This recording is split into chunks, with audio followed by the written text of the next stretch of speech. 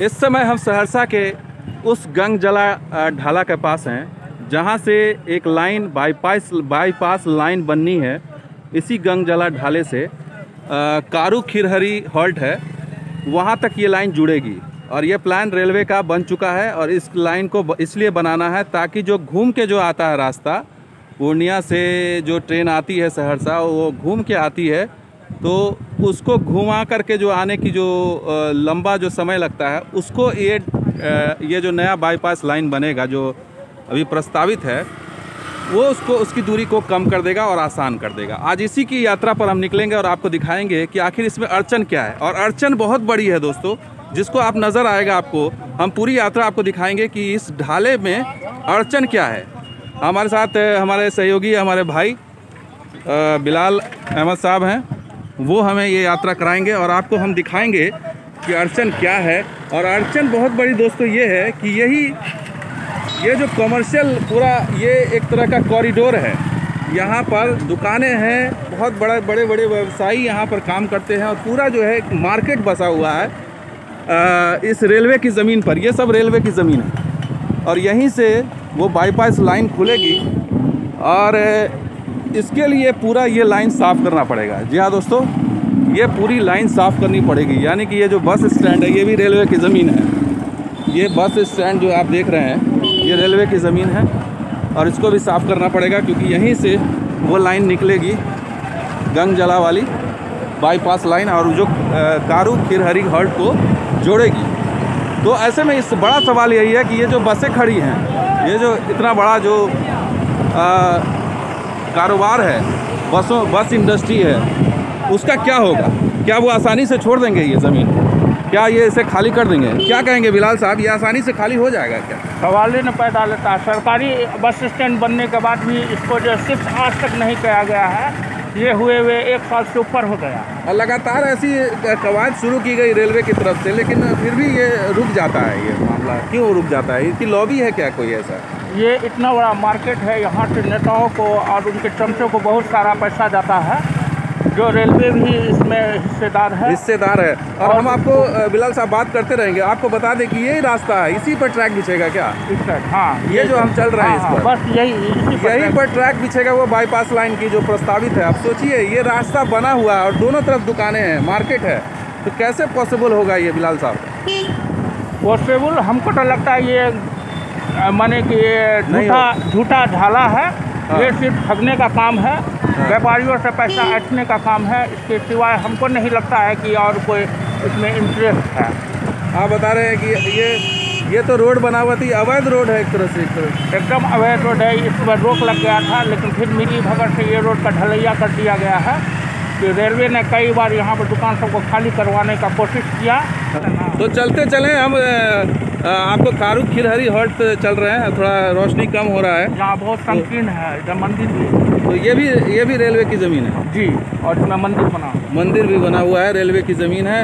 और अगर सोचिए, अगर ये पूरा स्ट्रेच अगर बनाना होगा तो कितना मुश्किल होगा रेलवे को, और कितने पापड़ बेलने पड़ेंगे, कितनी बड़ी लॉबी से लड़ना होगा। खूनी संघर्ष की संभावना, तो खूनी संघर्ष हो सकता है। ये ऐसी आशंका, आप सोचिए, इन आशंकाओं के बीच क्या ये संभव है कि ये बाईपास लाइन कारू खिरहरी हॉल्ट की गंगजला तक, क्या ये संभव है? कि ये देखिए, ये कई बार इसको तोड़ दिया गया, हटा दिया गया। ये मार्केट लोग आकर के बस गए। कौन से मार्केट? ये है हनुमान चौक पर हम आ गए हैं। हनुमान चौक हॉल्ट के बगल में है हम लोग। हॉल्ट के बगल में है और हॉल्ट आने वाला है, कारू खिरहरी हॉल्ट। वहाँ भी चलते हैं, रोशनी कम है, फिर भी दिखाने की कोशिश करेंगे। ये देखिए हॉल्ट आ गए हैं, ये हॉल्ट दिखाई दे रहा है, कारू खिरहरी नगर। और ये हम आपको ऊपर लिए चलते हैं, ऊपर दिखाएंगे। तो ये कारू खिरहरी हॉल्ट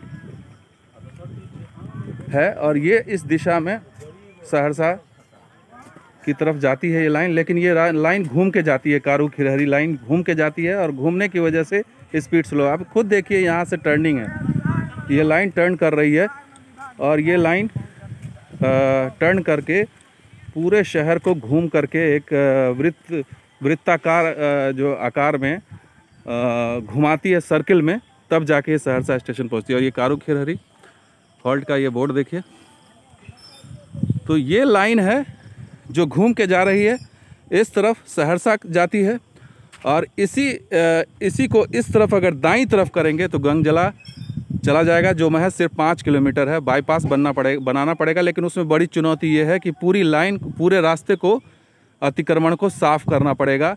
जो कब्ज़ा है भूमि पर उसको साफ़ करना पड़ेगा, और वो इतना आसान नज़र नहीं आ रहा। तो ये सहरसा का रास्ता आप देख रहे हैं जो घूम के जाएगा, और इस तरफ मधेपुरा, कटिहार, पूर्णिया, इस तरफ का रास्ता है।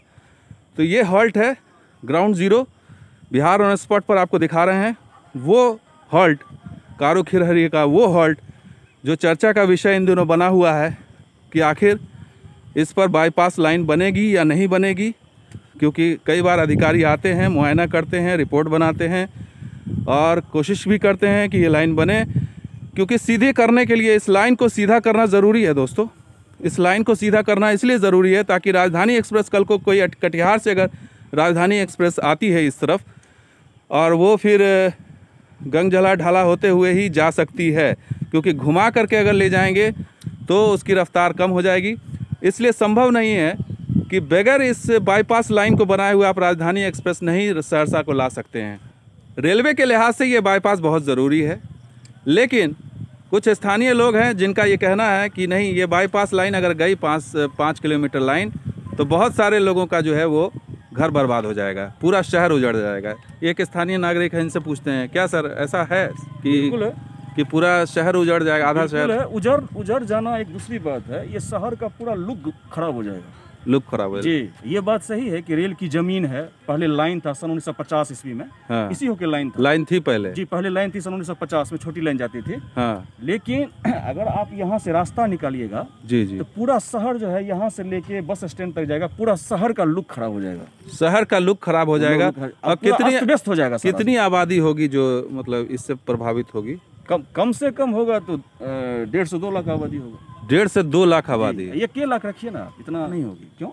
क्योंकि सरकार का है ना, सरकार इससे पहले तोड़ फोड़ करके फिर शांत हो गया, फिर तोड़ फोड़ करके फिर शांत हो गया, फिर तोड़ फोड़ करके फिर शांत हो गया। अब पेपर में निकलता अब होगा, तब होगा, अब होगा, तब होगा। लोग खुद सशंकित है। जब एक आदमी सड़क के किनारे अपना एक दुकान लगा लेता है, फिर दुकान तोड़ के भगा दीजिए, बेरोजगारी कितनी है, वो कहाँ जाएगा?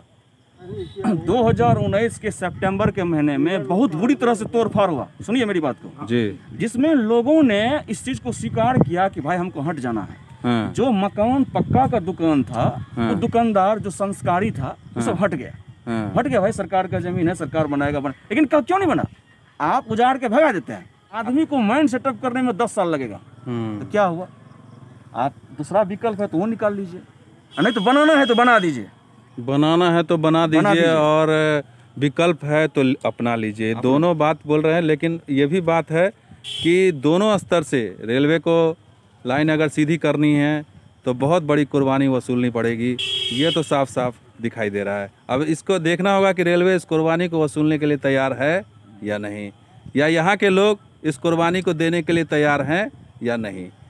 तो ये देखने वाली बात होगी। फिलहाल ये रिपोर्ट कैसा लगा ज़रूर लाइक कीजिए, शेयर कीजिए, कमेंट कीजिए, सब्सक्राइब कीजिए। हम यहाँ कारू खिरहरी हॉल्ट पर थे, जहाँ पर अब तक कोई नहीं पहुँचा, बिहार ऑन स्पॉट पहुँचा और आप तक ये रिपोर्ट पहुँचाई, और ये भी बताया कि क्या चुनौती है, क्या समस्या है इस बाईपास 5 किलोमीटर की लाइन में। ये 5 किलोमीटर का लाइन आगे हो सकता है 50 साल भी लग जाए, अगर इस स्थिति में तो नहीं बन पाएगा, ऐसी मुझे आशंका लग रही है। तो दोस्तों ये वीडियो कैसा लगा जरूर लाइक कीजिए, शेयर कीजिए, कमेंट कीजिए, सब्सक्राइब कीजिए। कुछ और वीडियो के साथ हाजिर होंगे। आप देखते रहिए बिहार ऑन स्पॉट और दरभंगा रॉक्स भी। शुक्रिया, धन्यवाद, जय हिंद।